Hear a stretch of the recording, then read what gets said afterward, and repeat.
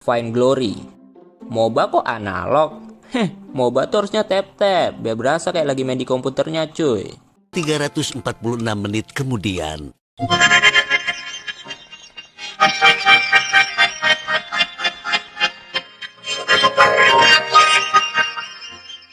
Jadi, pada tahun 2014, ada game MOBA bernama Fine Glory yang sedikit membawa hal berbeda nih cuy, karena game-game MOBA lainnya. Kalau game MOBA lain seperti ML, AoV, Heroes Evolve yang pergerakan karakternya harus memakai analog, nah, game ini agak sedikit membawa perbedaan nih cuy. Dia memakai konsep tap-tap ke dalam gamenya untuk menggerakkan hero atau karakter dalam game tersebut. Jadi kayak harus dipencet satu-satu gitu layarnya dengan menggunakan jari. Tapi bisa juga sih dipencet sekali aja. Ya tergantung seberapa nyaman kalian lah dalam bermain. Buat lu yang pernah main LOL atau Dota di PC, pastinya udah nggak asing lah sama tap-tap ginian. Karena kedua game ini memiliki konsep yang sama dengan Fine Glory. Yang membedakannya cuman Fine Glory di handphone, LOL sama Dota di PC.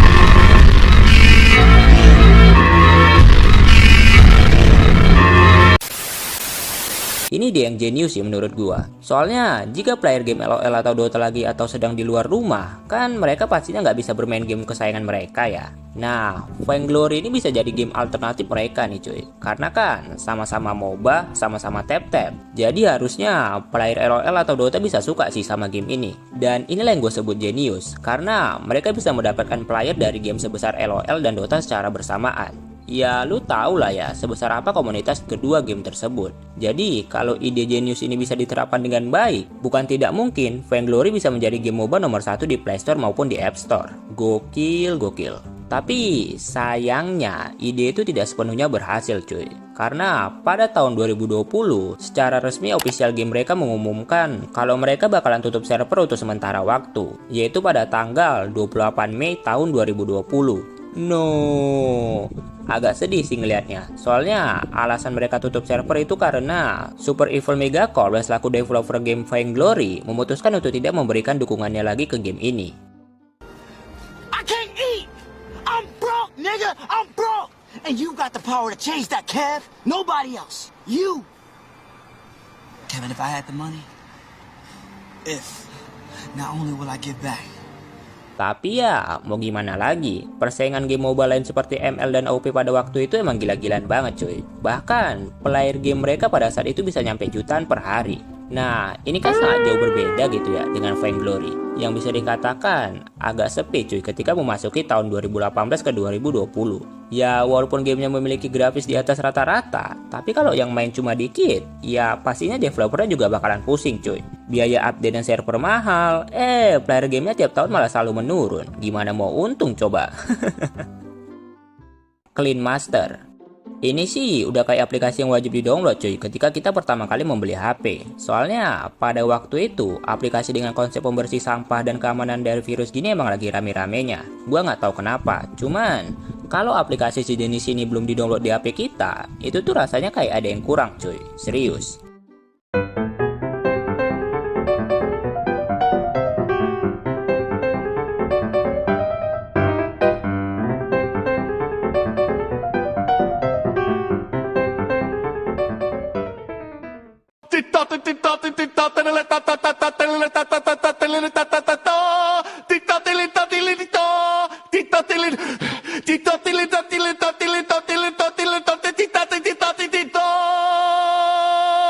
Jadi pada tahun 2015 aplikasi bernama Clean Master sedang berada di puncak keemasannya nih cuy. Dikarenakan di awal perilisannya aplikasi ini sudah menjadi semacam aplikasi yang wajib di-download bagi para pengguna handphone.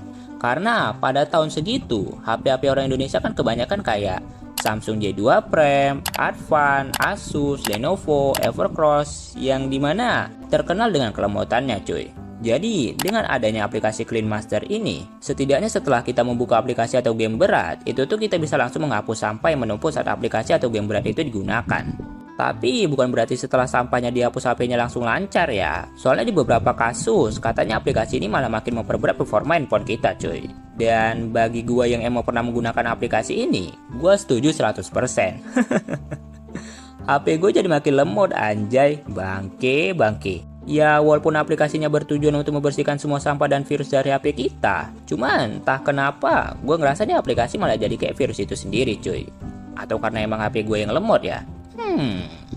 Jadi setelah banyaknya komen-komenan yang buruk terhadap aplikasi ini, pada tahun 2020, pihak Google Play pun akhirnya secara resmi memblokir aplikasi ini dari Play Store. Dikarenakan, selain aplikasinya yang bikin HP lemot, Clan Master juga sering menampilkan iklan-iklan yang mengganggu cuy. Dan hal itu melanggar privasi persyaratan aplikasi dari Google Play. Apex Legends Mobile.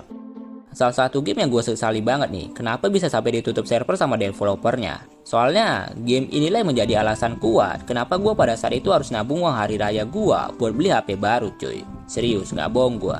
Karena pada saat itu, ngeliat game ini dimainin sama orang-orang, kayak asik gitu cuy. Dan pas gue mainin pun, ternyata beneran seasik itu.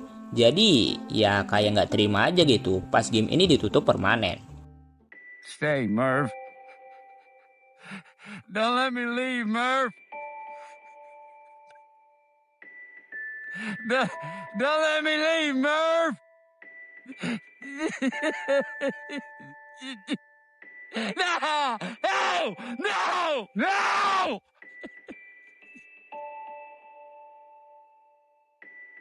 Gryffindor! Jadi pada tahun 2022 ada game Battle Royale yang agak sedikit unik nih rilis di Play Store bernama Apex Legends Mobile.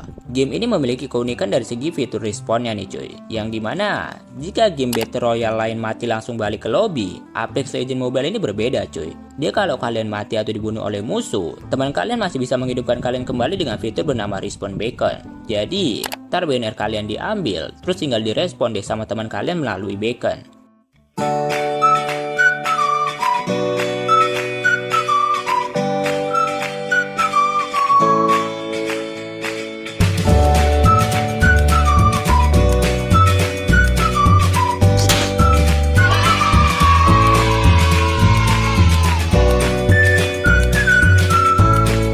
Di samping itu, game ini juga memperkenalkan karakter-karakter yang unik di dalamnya, yang pastinya memiliki beragam skill-skill tersendiri yang unik. Misalnya kayak si gila lari, si tukang tembak bom asap, si robot Spider-Man, si Kage Bunshin, dan banyak lainnya lagi. Namun, sayangnya, dengan keunikan tersebut, game mobilenya yang ada di Play Store sayangnya harus ditutup cuy. Cuman, bukan karena nggak laku kayak Vainglory ya, tapi karena ada sedikit konflik yang terjadi di dalam pihak developer game ini, yang dimana EA selaku developer utama game ini katanya berselisih dengan Lightspeed and Quantum Studio mengenai update map terbaru yang tertahan selama beberapa waktu.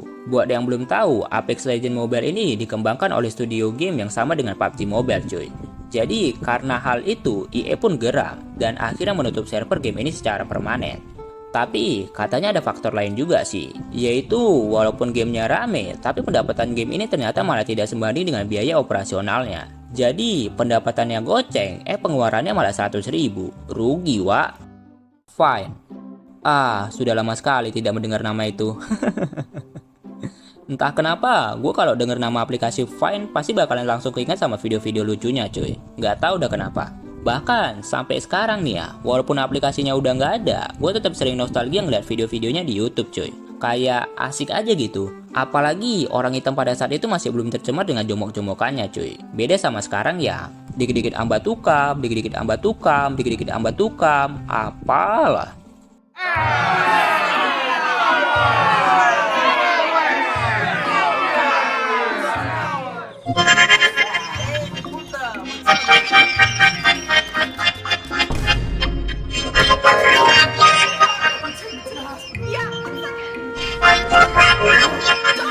Jadi pada tahun 2013, Vine, aplikasi yang membuat penggunanya dapat mengupload video kreatif dengan durasi hanya 6 detik, viral nih cuy, di kalangan anak-anak remaja maupun dewasa di seluruh dunia. Mungkin kalian pernah bertanya-tanya, sebelum ramainya pengguna Instagram dan TikTok, orang pada tahun itu pakai aplikasi apaan ya buat menuangkan ide dan kreativitasnya? Nah ini, Vine, aplikasi nenek moyangnya Instagram dan TikTok.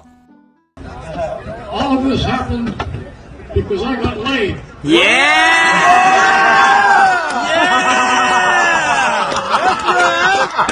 Speak the truth. Walaupun video yang diupload hanya berdurasi maksimal 6 detik, tapi hal itu nggak ngebuat kreativitas para penggunanya stuck nih cuy. Mereka selalu punya cara tersendiri buat menghibur orang lain. Apalagi pada tahun itu belum ada yang namanya monetisasi atau yang biasa dibilang menghasilkan uang dari aplikasi. Jadi mereka benar-benar dengan niat tulus buat menghibur tanpa meminta bayaran sepeser pun. Respect. Kasih hormat dulu cuy buat para sepuh aplikasi ini. Namun sayangnya aplikasi ini harus ditutup pada sekitar tahun 2016 dikarenakan para konten kreator aplikasi ini pada minggat cuy ke aplikasi yang lebih baik dan lebih menguntungkan buat para influencer seperti Instagram, YouTube, dan juga Snapchat, yang dimana aplikasi-aplikasi ini durasi video yang dapat diuploadnya itu lebih panjang. Jadi kreativitas yang tadinya cuma berakhir di 6 detik jadi bisa lebih dari itu. Dan karena hal ini pengguna fan pun jadi merosot dan akhirnya ditutup deh. No. Rules of Survival. Sebelum PUBG Mobile rilis di Play Store maupun App Store, dulu tuh orang-orang pada main game ini cuy. Rules of Survival, game dengan genre Battle Royale mirip dengan tetangganya, yaitu PUBG. Tapi bedanya Rules of Survival ini agak sedikit kaku cuy. Bukan maksudnya gue menghina atau gimana ya, cuman entah kenapa gue dulu pas main game ini benci banget sama gerakan loncatnya cuy. Kayak Super Mario anjay, kaku banget gitu loh. Tapi ini menurut gue ya, tergantung selera juga sih.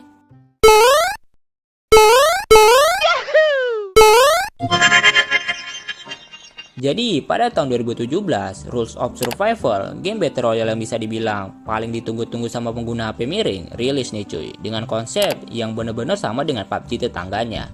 Yang membedakan cuma Rules of Survival di handphone, PUBG di PC.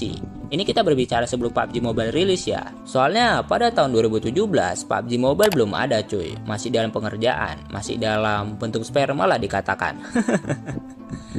Pada awalnya game ini benar-benar disambut dengan baik oleh para gamer HP miring nih cuy. Apalagi bisa dibilang game dengan konsep Battle Royale kayak gini tuh masih jarang atau bahkan gak ada di HP pada tahun itu. Jadi antusiasnya tuh besar banget. Bahkan kepopulerannya ini sampai ngebuat tetangganya emosi cuy, yang pada akhirnya merilis PUBG Mobile di handphone juga. Tetangga kok masa gitu. Tapi ternyata hal itu malah berefek besar banget buat Rules of Survival ke depannya. Karena setelah PUBG Mobile rilis pada tahun 2018, player game Rules of Survival malah pada minggat semua anjay, dan meninggalkan game ini sendirian. Tapi sebenarnya ada faktor lainnya juga sih, kenapa para playernya memilih untuk pergi. Yaitu karena banyaknya atau maraknya cheater dalam game tersebut. Bayangin cuy, lu lagi ngendok nih di rumah. Terus entah dari mana tiba-tiba ada peluru nyasar nembus tembok rumah dan ngebunuh lu. Dan itu nggak cuma sekali terjadinya, tapi berulang kali. Bahkan kalau bisa dibilang di setiap matchnya cuy. Gila nggak tuh? Ini pengalaman gua pribadi ya, sampai bosen gua cok ngalaminnya. Ya walaupun gua nggak jago-jago amat juga sih, tapi tetap aja emosi anjay.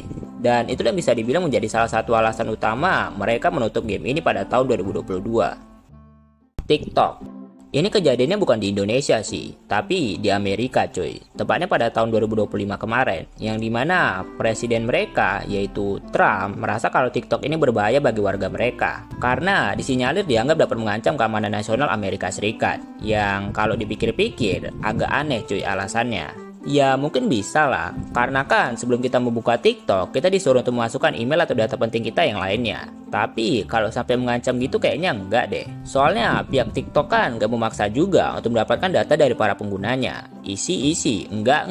Kalau nggak mau ngisi data ya udah. Toh masih bisa juga kok buat ngeliat video-video di dalamnya. Apa yang harus ditakutkan coba? Lagian isinya juga kebanyakan tung-tung sahur anjay. Tapi walaupun begitu, pemerintah Amerika masih tetap kekeh untuk menghapus atau memblokir aplikasi ini. Dan yap, diblokir. Tapi selang beberapa hari dibuka lagi cuy. Karena pada waktu itu TikTok berhasil membuat Trump yakin kalau aplikasi ini tidak berbahaya dengan cara memberi Trump 2 es krim.